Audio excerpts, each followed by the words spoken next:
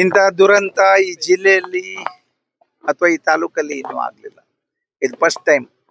ನಾವು ಕಲ್ಲಿನಾಡ ಅಂತ ಹೇಳ್ತಾರೆ, ಅರ್ಥ ಆಗುದಿಲ್ಲ ಅಂದ್ರೆ ಚಿಪ್ಪಿ ಕಲ್ಲು ಅಂತ ಹೇಳ್ತೇವೆ, ಕಪ್ಪೆ ಚಿಪ್ಪು ಅಂತಾರೆ. ಒಬ್ಬೊಬ್ರು ಒಂದೊಂದ್ ಕಡೆಯಲ್ಲಿ ಒಂದೊಂದು ಭಾಷೆ ಹೇಳ್ತಾರೆ. ಇದು ಫಸ್ಟ್ ಟೈಮ್ ಈ ತರ ಆದದ್ದು. ಇವ್ರು ನಿರಂತರವಾಗಿ ಹೊಟ್ಟೆಗೋಸ್ಕರ, ತಿನ್ನುಗೋಸ್ಕರ ಅಥವಾ ಏನೋ ದುಡಿಮೆ ಬರ್ತದನ್ನೋಗೋಸ್ಕರ ಮಾಡ್ತಾ ಇರುವಂತದ್ದು. ಯಾರಿಗೂ ಗೊತ್ತಿಲ್ಲ ಹೀಗಾಗ್ತದನ್ನಲ್ಲಿ, ಗೊತ್ತಿಲ್ಲ, ಆಗೋಗಿದೆ. ಹಾಗಾಗಿ ಅವ್ರ ಕಷ್ಟಕ್ಕೆ ಅವ್ರ ಮಕ್ಕಳಿಗೆ ಅಥವಾ ಅವ್ರ ಪಾಲಕರಿಗೆ ಯಾರ್ಯಾರು ಅವಲಂಬಿಸ್ಕೊಂಡು ಅವ್ರ ಸಹಾಯಕ್ಕೆ ನಿಲ್ಬೇಕು ಅಂತೇಳಿ ನಮ್ಮ ಗುರುಗಳು ಶ್ರೀ ಶ್ರೀ ಶ್ರೀ ಬ್ರಹ್ಮಾನಂದ ಸರಸ್ವತಿ ಸ್ವಾಮೀಜಿ ಅವರು ಫೋನ್ ಮಾಡಿದ್ರು. ಅಯೋಧ್ಯದಲ್ಲಿ ಇದ್ದಾರೆ ಅವರು.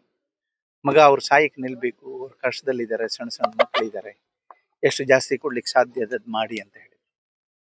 ಹಾಗಾಗಿ ಅದ್ರ ಜೊತೆಯಲ್ಲಿ ಇವರು ನಿನ್ನೆ ವಕೀಲರವರು, ಇದೇ ಊರಿನವರು ನಾಗೇಂದ್ರ ನಾಯ್ಕರು, ಅವರು ಹೇಳಿದ್ರು ಜಾಸ್ತಿ ಕೊಡ್ಬೇಕು ಅಂದೇಳಿ ಒಂದು ವಿಡಿಯೋ ಮಾಡಿ ನನಗೆ ಕಳಿಸಿದ್ರು.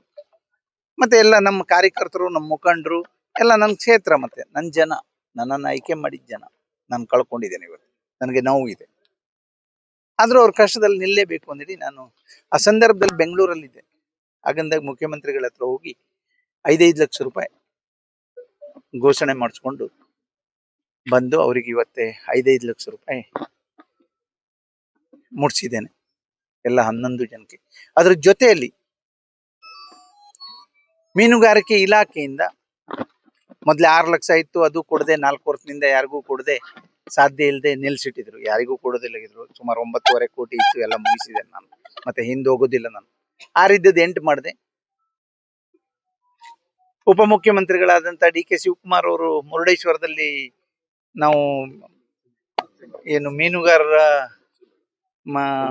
ಸಮಾವೇಶ, ಮತ್ಸ್ಯ ಮೇಳವನ್ನು ಮಾಡಿದಾಗ ಅವ್ರು ಘೋಷಣೆ ಮಾಡಿದ್ರು 10 ಲಕ್ಷ ಕೊಡ್ಬೇಕು ಅಂತ. ಆ ಪ್ರಕಾರ ಎಲ್ಲರಿಗೂ 11 ಜನಕ್ಕೂ 10 ಲಕ್ಷ ರೂಪಾಯಿ ಕೊಟ್ಟಿದ್ದೇನೆ. ನಮ್ಮ ಬ್ಯಾಂಕಿಂದ, ಜನತಾ ಕೋಆಪರೇಟಿವ್ ಕ್ರೆಡಿಟ್ ಸೊಸೈಟಿಯಿಂದ ಇಲ್ಲಿಯ ಡೈರೆಕ್ಟರ್ ಇದ್ರು ತಿಮ್ಮಪ್ಪ ನಾಯ್ಕರನಲ್ಲಿ, ಮತ್ತೆ ಎಲ್ಲರೂ ಎಲ್ಲ ಇಲ್ಲಿ ಲೋಕಲ್ನವರೇ ಎಲ್ಲ ಡೈರೆಕ್ಟರ್ ಸೇರಿ ಹೇಳಿದ್ರು ಇಲ್ಲ ಅವರಿಗೆ ಅವ್ರ ಪರವಾಗಿ ನಿಲ್ಬೇಕು ಅಂದೇಳಿ ನಾವು ಅಲ್ಲಿಂದ 50 ಸಾವಿರ ರೂಪಾಯಿ ಕೊಟ್ಟಿದ್ದೇವೆ.